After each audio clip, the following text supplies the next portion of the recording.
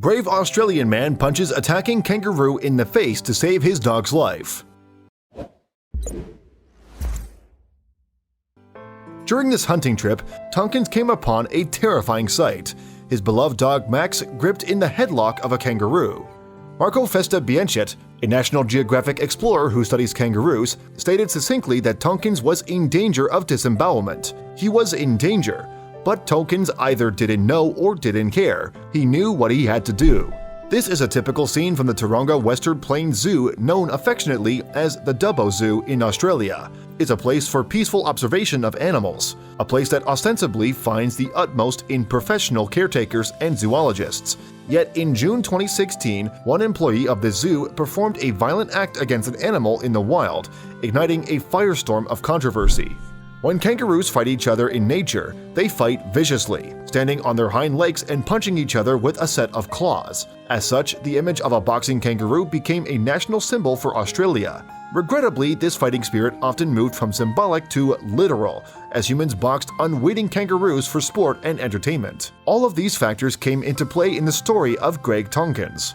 Tompkins, pictured here on the far right, worked as a zookeeper at the aforementioned Taronga Western Plains Zoo.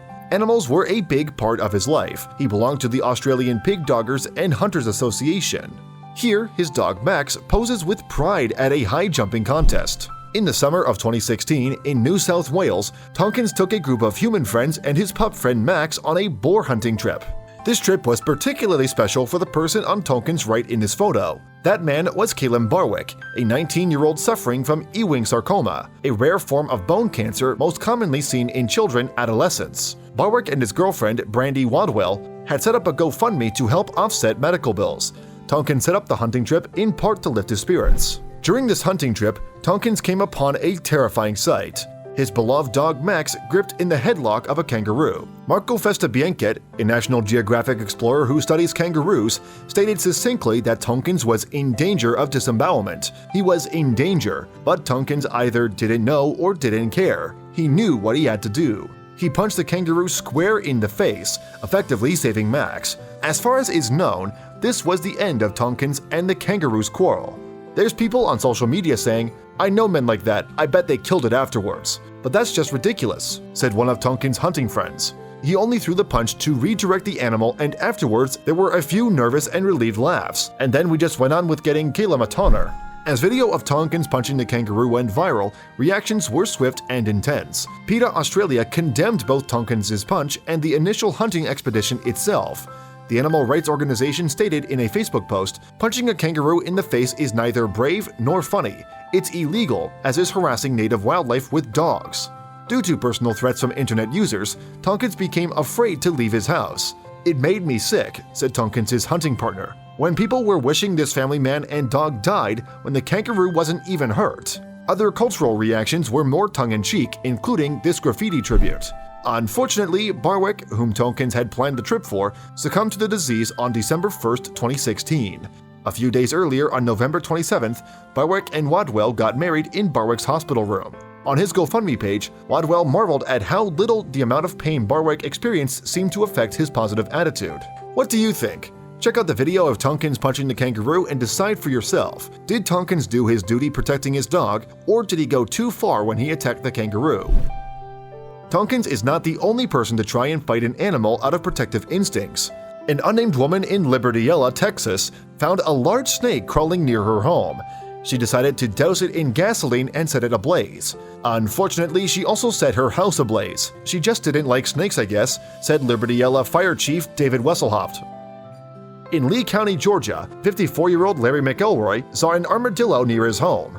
His response was to draw a 9mm gun and shoot the animal. The animal did not die, but the bullet ricocheted off the shell and into McElroy's mother-in-law, 74-year-old Carol Johnson.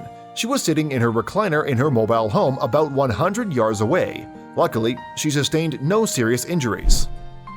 Professional surfer Mick Fanning was competing in the J-Bay Open in South Africa when disaster reared its head in the form of a shark attack. "I just had this instinct that something was behind me," said Fanning, describing the abrupt arrival of a shark in his path. "And then, all of a sudden, I felt like I started getting pulled underwater." How did Fanning escape danger?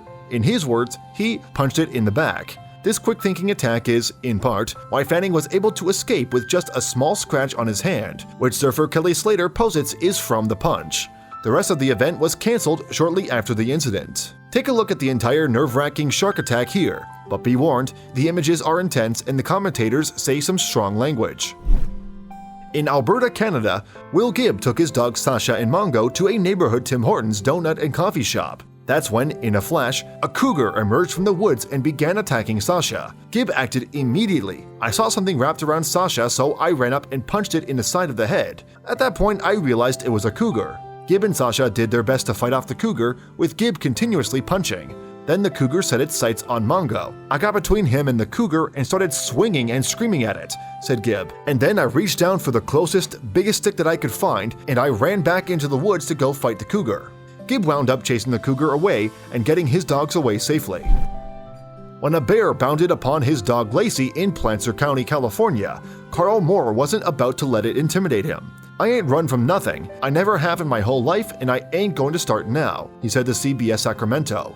Moore, with the assurance of witnesses, punched the bear in the face, sending it on its way. It's best to hear Moore tell the rest of the story himself. He's a charismatic figure, shading his experience with braggadocious turns of phrases, even if there's a chance he's exaggerating the truth.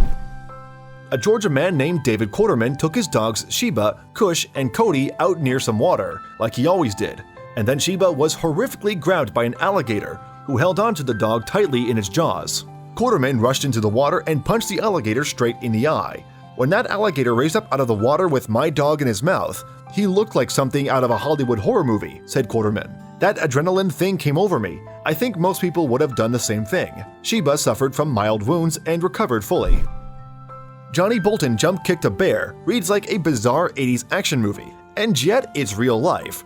When Bolton's Lake Tahoe, California cabin was broken into by the creature, he did a jump kick, triggering martial arts training from age 8. This move was enough to startle the bear into leaving.